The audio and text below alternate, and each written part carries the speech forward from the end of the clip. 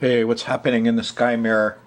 Remember Sky Mirror Astrology, an app at the at the App Store for your iPhone, and you can get the Sky Mirror on that phone soon, I think. Anyway, what's important to you in this third week of November 2013?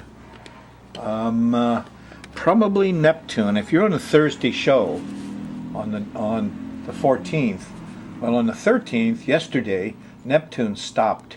And when Neptune stops, well, you know, it produces a lot of illusion, smoke and mirrors. It also produces a lot of inspiration. To me, you know, it's only been a year or so since I learned that Neptune had to do with actors, people who are kind of phony like Dr. Priest, artists, musicians. And here he is. And most gays are very Neptune characters, and you know, along with the Pope, the Church, there's a lot of gays there too. Now, all Neptunes aren't gay, but mostly all gays are very Neptune, so they make great actors, huh? Hollywood. Okay, anyway, enough of that. You had an eclipse on Saturn, and I think it's a good month to review. You got another 3 weeks of sober reflection on what's going on here. But Neptune clouds things, and it brings up the issues of the gay folks and the, you know, I'd like to bring up the issue of the oil companies and what's going on and how they're doing these ads, you know, to try to convince you it's okay to burn hydrocarbons. It's terrible, and there's a whole cadre of people that think there's lots of oil and that that it's okay to burn the hydrocarbon. It doesn't matter if you're burning gas from fracking or diesel fuel. You know, it's going to liberate the CO2. Get it straight. So we get a bunch of people here in delusion. I just noted that a bunch of people that included CEOs and religious leaders and conservatives in the South have influenced some conservatives to say, okay, let's have an immigration bill. And one of the easiest paths to immigrate to your citizenship should be if you go into the armed forces. Oh yeah, little Mexican kid, go into the armed forces for 2, 3, 4 years, get good pay, good benefits, and come out a citizen. Guess what the next group to go into the DOD is?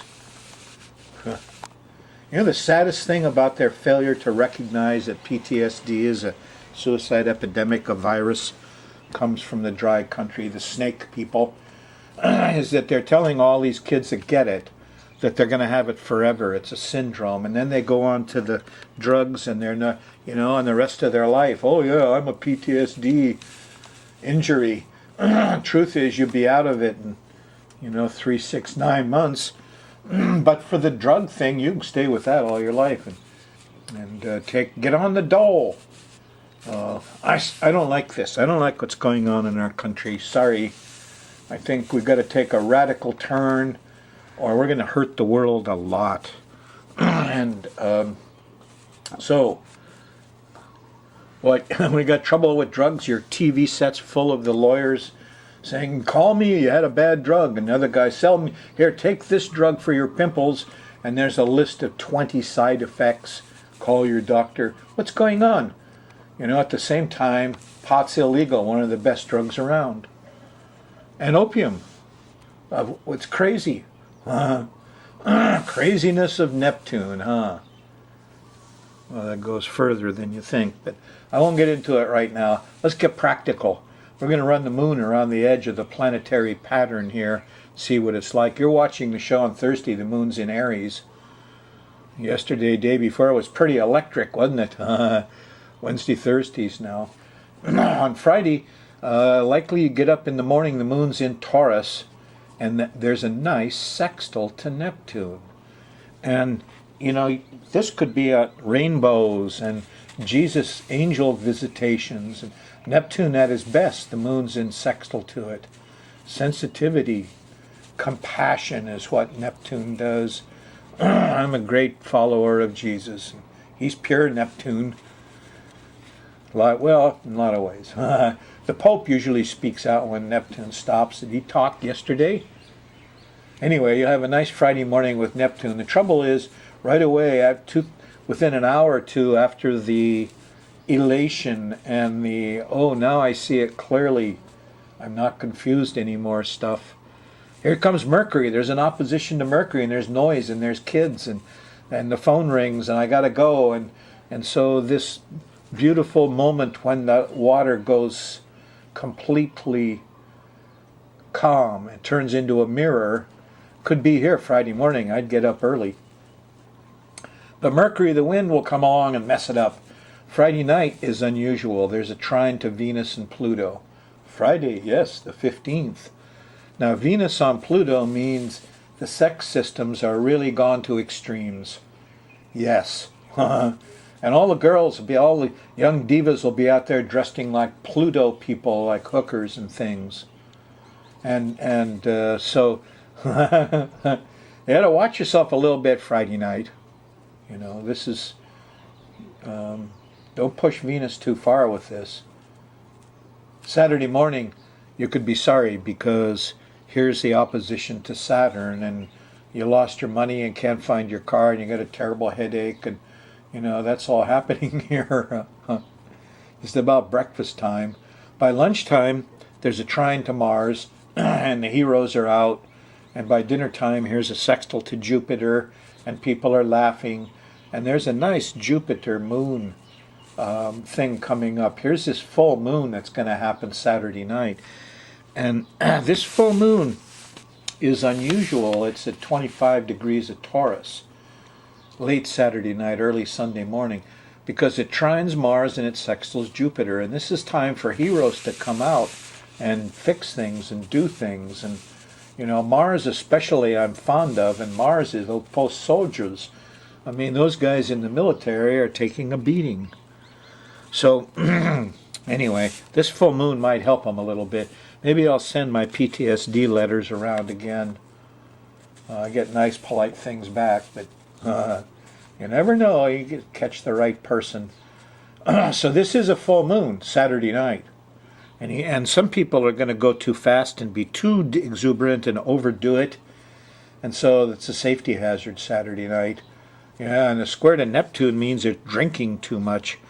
And this Sunday on the 17th, the music's too loud, and there's bad smells, and Neptune is not working very well. Now remember, he just stopped for you yesterday on the 13th. So here we're only 4 days off the station. About 20 days you'll have smoke and mirrors and problems with liquids and floods. Okay, yes, I'll get at that a little later, but this is a water problem. Yeah, remember what the pros say. They said, hide from wind, run from water. Well, Monday morning, here's a sextile to Uranus. The television, the internet comes through, there's brotherhood, the higher mind, little intellectual analysis helps a lot after the total confusion of Sunday and the full moon and the square to Neptune. Murky, cloudy, where are we going? Get out the GPS Monday morning, you'll make it just fine. Late Monday night, early Tuesday, here's a square to Mars. Everybody's ticked off. They're going too fast. There's just too much anger and impatience. Ask yourself what you're protecting. Maybe you can get out of it a bit.